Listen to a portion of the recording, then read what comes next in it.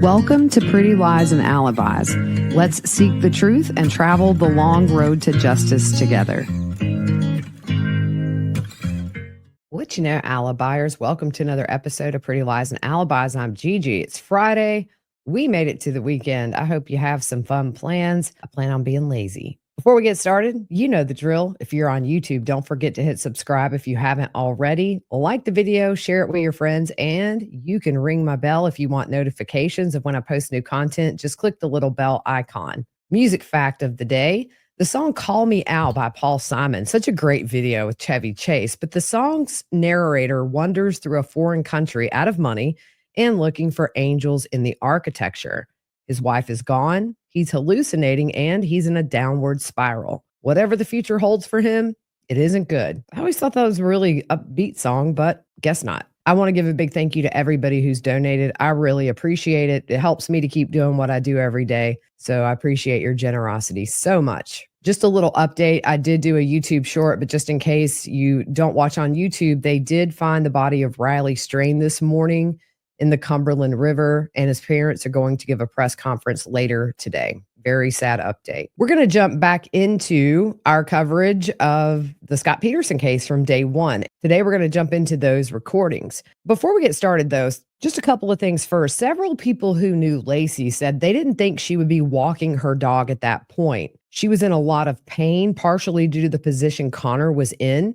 And her yoga teacher said the last time Lacy came in for her prenatal yoga class, Lacy had to use both handrails walking down the stairs, and the instructor had to hold and steady her to get to the park where she would walk the dog. The terrain's very uneven, and there's also an embankment she would have had to have walked down. It wasn't paved. So a lot of people just think she never went walking that day. Moving into what was going on at the time of these recordings. On December 30th, 2002, Police Chief Roy Wadson told ABC's Good Morning America, "It's a frustrating case in that we would expect to find either corroborating or suspect information by this point. We would ask people, even if they're not sure it's of value, if it's any little thing, please let us know." Also, Scott at this point was not a suspect, but he had not been ruled out, and they were putting that in the news. He went on to say, "One of the areas we're still following up on is with Scott and his actions and all those things, so we'll continue to do that."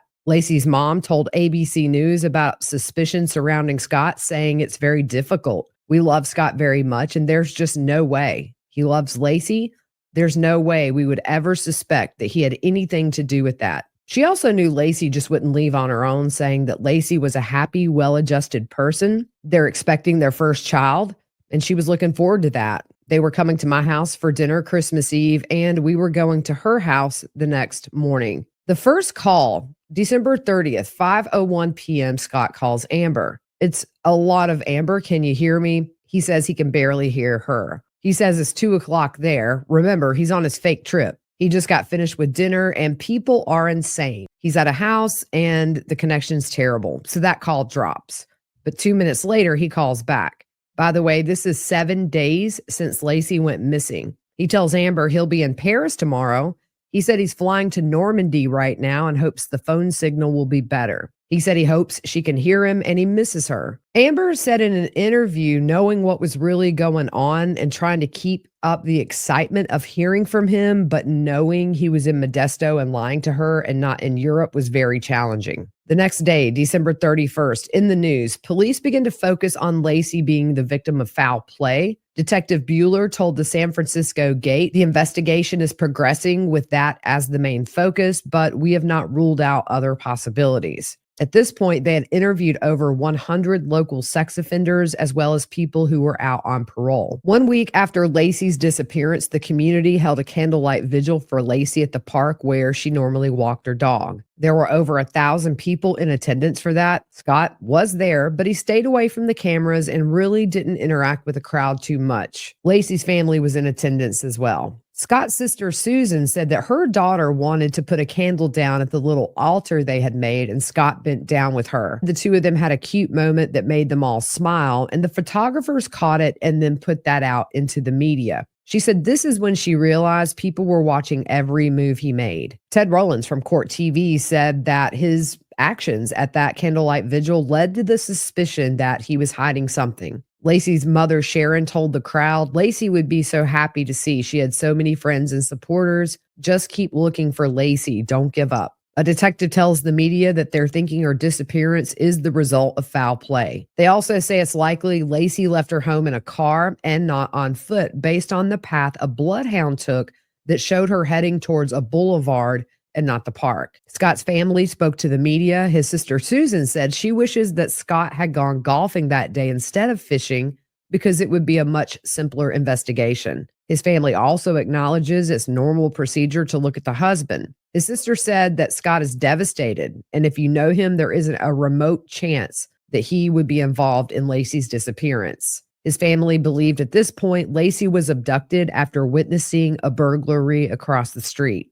And they were also ruling out possible sightings of Laci. At this point, there was a $500,000 reward for information leading to Laci's safe return. December 31st, this is at the time of the candlelight vigil, Scott calls Amber. She asks if he can hear her, and he says yes. If you can hear me, it's New Year's. Happy New Year's. He says he's near the Eiffel Tower, and the celebration is unreal. He said the crowd is huge. She asked how his New Year was, and he said it was pretty awesome. There were fireworks at the Eiffel Tower, and he said everybody's there at a bar now. And then she says something about she can't remember a friend's name, and Scott goes to name off two people he says that are with him over there. The same day, 4:18 p.m., Scott says, baby. Asked if she can hear him. She asked him what's going on. Amber says the calls have been full of static and stuff, and she said it's frustrating. Scott tells her he found a quiet place, and he said he's been calling, but it's not working. He keeps saying over and over, Amber, are you there? He said he stopped walking and moving, which was making it worse.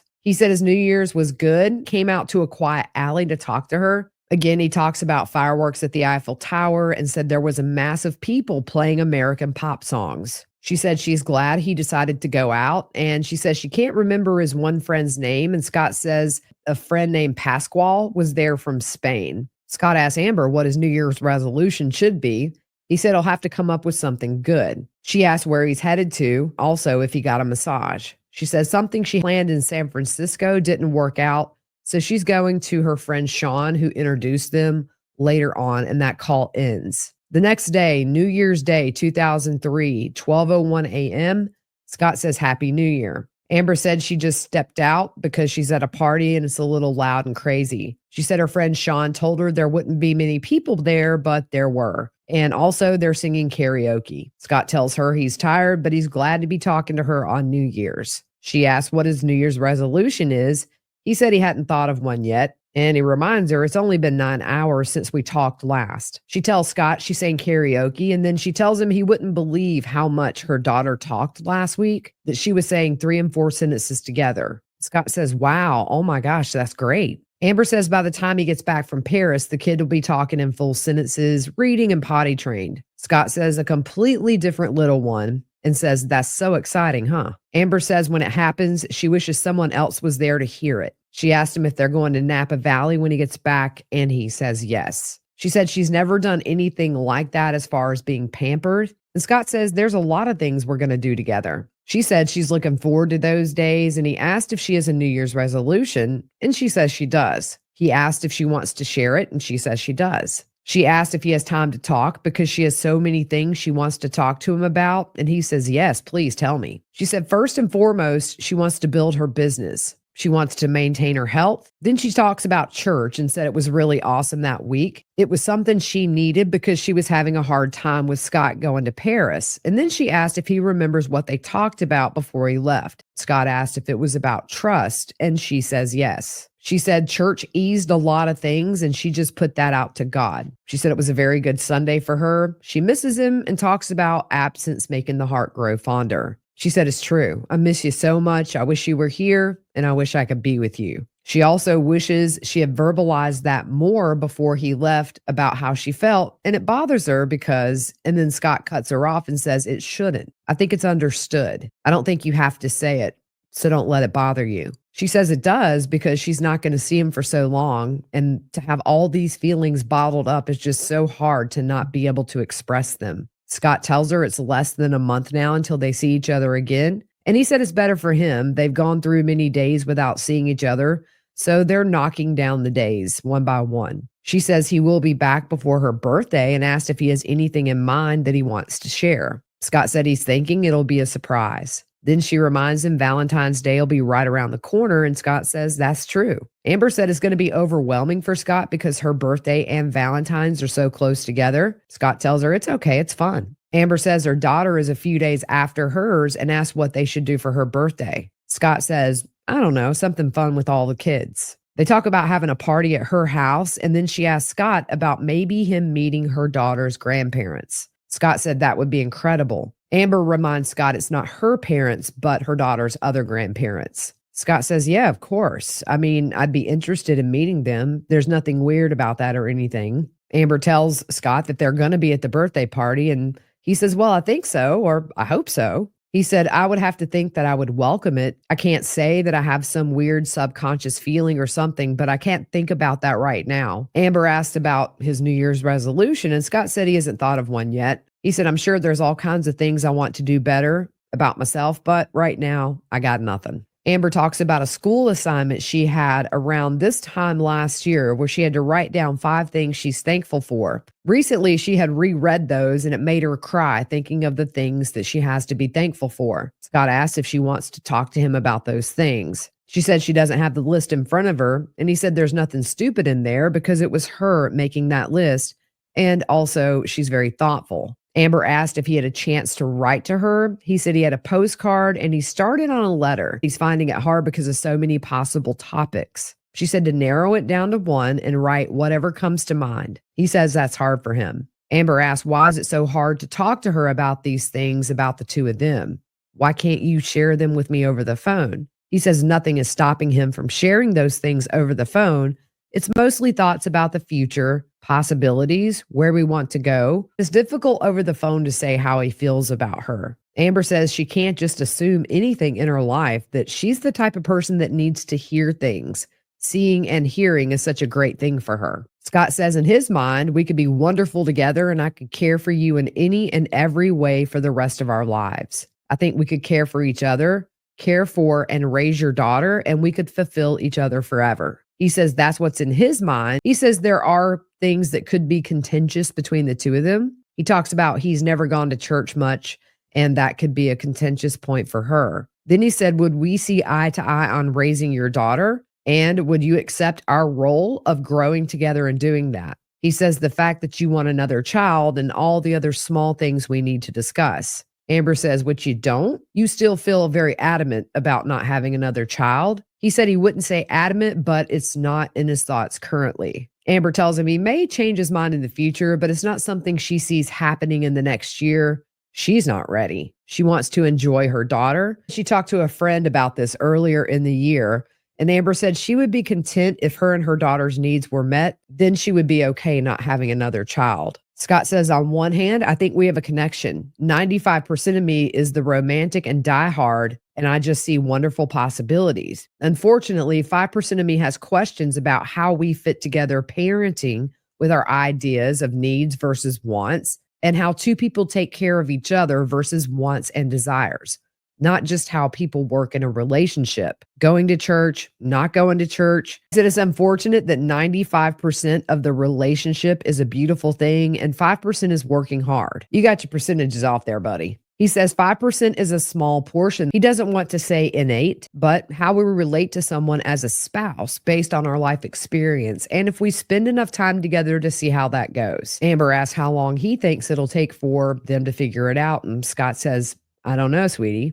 We learn so much every day that we spend together, and it hasn't been that long. He said there's that other huge portion on the other side of love and caring and everything that can be established so quickly, and that's very strong. The love, the caring, the connection, and the energy. Amber asks where he thinks he is with her at this point. He says the loving and caring and the energy part, and that's only growing, and it's wonderful. He says, I think we're focusing too much on, and then he says, you ask my thoughts. I have to tell you exactly how I feel, how much I want to spend time with you and your daughter, everything, just because of your soft words, to laugh with the two of you, to see your daughter string her words together. small, wonderful things too, to see you do your hair or try to wash your hair in the shower, or just taking you girls out somewhere, picking your daughter up and bringing you a glass of orange juice or the paper to bed in the morning. All those things are so much in my thoughts. She asked if he even knows when he's coming back, and he says he's trying to schedule for January 25th. But then he has to go to Guadalajara, January 28th through February 2nd. He says he has meetings there, but when he gets back, he doesn't have any travel scheduled as of now. She asked if that means they'll be able to spend time together, and he says, yes, that would be nice. He says, what we need to do, sweetheart, is not analyze our relationship. We need to spend time together and let it grow and foster this and talk about things as they come. Sitting down and analyzing isn't the kind of love affair we should have. He said, maybe I'm too romantic that way. I don't know. Amber says she's finding those guidelines and boundaries that they have. And she asked if he remembers his response when she asked if there was someone else. Scott says, with you, I'm so happy. No, you didn't have to ask. And Amber said, but I had to hear it. Scott says, I don't have to ask that of you. I want to flow together, and I don't need a title with you or a commitment from you. I feel from you the caring and compassion. I would never have to ask. I'm confident enough, and that's a beautiful thing to happen. And you ask me how long. I don't know a timetable. At least I hope there's not. It just needs to happen naturally. You need a timetable? I can't give you one. It'll just come, and finally we will know. That's all I can say. Amber tells Scott it's nice to be able to finally talk to him, and he agrees. Again, she asked about a New Year's resolution, and he says, are you asking again? She says, all right, well, I won't. He asked if she recognizes that it's 9 a.m. there where he's supposed to be, really the same time zone as Amber because he's in Modesto. He says he has to be at the hotel at 7. He said he set his alarm, and he's glad it woke him up because he wanted to talk to her all this week. He also says his mind isn't functioning at peak ability. She asks, well, when is your mind going to be functioning at peak ability? He says, I don't know, not for days now. And don't discount anything I've said. Don't take it like that, okay? Amber says, thank you for saying that because I was going to say, well, wait a minute. Scott says, oh God, no. Everything I've said is so crazy. It's true. Our relationship will grow. And when it's the right time, slowly, it will be very beautiful. She asked if she'll see him before her birthday, and he said he should see her on the 25th or 26th between when he gets back to the U.S. and leaves for Guadalajara. She asked if the first puts them at 3 weeks being apart. He says, yeah, or a little longer, but it'll go by fast, and Amber says she hopes so. Scott says, please let it go by fast. Then he says, tell me what your favorite movie is. Amber says Bubble Boy, and she's very fond of the new Romeo and Juliet movie. She said it took her a while, but it grew on her. She said she cries every time she sees it in certain scenes. And he asked which one. She said when they're in the water and they confess their love for each other. Scott asked if it's a modern remake. He says, yeah, I'll have to see that. She asked Scott if he finished the book he was reading. He said Jack Cadillac wrote it while hitchhiking across the country during the 60s from New York to San Francisco. He said it was interesting because he himself, Scott, has never had a prolonged period of freedom like that from responsibility. And that's something you could incorporate into life. Amber talks about singing karaoke with Sean, and Scott asked how she's doing. She said she had 3 or 4 drinks, but she's clear-minded. She said she's glad this call came through with no static compared to the other calls. She asked how hard it's been being away, and also that she's having all these emotions and feelings. He apologizes it's been hard on her. He kind of sighs, and she asks what was that. Scott says, it's just a sigh of contentment and happiness and special. Thank you. You're so special. Now I want you to go back to that party and sing. She said, you didn't even ask what I was wearing tonight. And he says he was going to. Honestly, I was. But then you had some very big questions. So right after that, I had planned to ask what you're wearing and what you sang. So he asked, what do you have on? She explains black pants that are kind of shiny with leopard print. He says, ooh. Her top is a magenta color. It looks like foil. And he says, ooh. She talks about wearing boots, and he asked if the pants are tucked into the boots. She said no.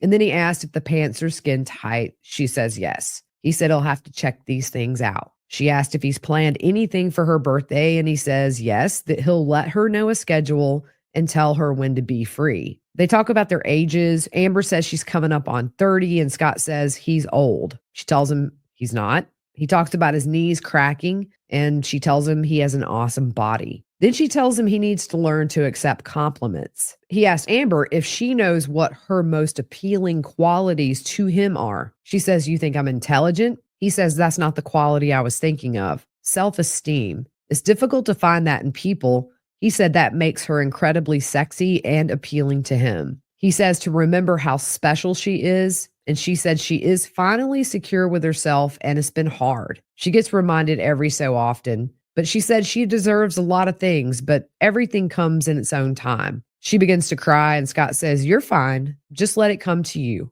I'll come to you." She apologizes for crying, and he says not to. He says he's here for her. She says, "I wish you were here." And he says, "But I am, and I will be." He tells her she's so lovely, it's unreal. She asks when's his nighttime, and he says about 9 hours difference between the two. He says he's taking the train tonight from there to Brussels, and he'll be there at least 4 days. She asked if everything's okay with him, and he says work hasn't started yet. That will start tomorrow. He said, "Not tomorrow, but yeah, tomorrow's the 2nd." They talk about the fake time difference, and she said she may call so she can share an evening or two with him. And he said it's the most intimate time. She asked why. And he said, "Our psyches are relaxed and we focus on our relationship instead of getting up in the mornings and doing things like picking up the dry cleaning." They talk about scheduling calls to each other. He tells her thank you and tells her to go back to the party. He says, "Our relationship will grow. Have confidence in that and know how beautiful you are.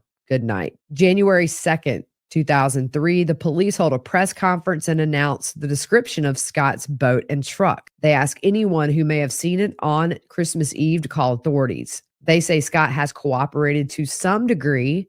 When asked by the media if he's a suspect, the spokesman says they're not eliminating him. January 2nd, the same day as that press conference, Scott and Amber talk about her daughter going to Disneyland. Now, this is what's funny. Scott's dog starts barking, and he's like, "Do you hear that dog? What is somebody doing with the dog in the city?" Y'all, you can't make this stuff up. He asks her if she can rent a couple of movies and watch those for him, and then he wants to talk to her about it. One movie is called Love Affair. I looked up the synopsis. It says two people meet on a flight to Sydney. Although both are engaged to others, they fall in love during their evacuation after a forced landing and agree to meet in New York City 3 months later if the attraction lasts. Scott tells Amber he fell on cobblestones and bruised his hip. He asked if she can hear a train. She says yes. Scott said he tried calling her from the light rail train earlier. The same day, January 2nd, 10:56 p.m. Oops, Scott did it again. Fell on cobblestones, and now he's laying there suffering. January 3rd, Modesto PD said they found the suspects in the burglary case, and they had two people in custody. Their names were Steve Todd and Glenn Pierce. One of the men interviewed admitted to taking the safe to his house, but that was it.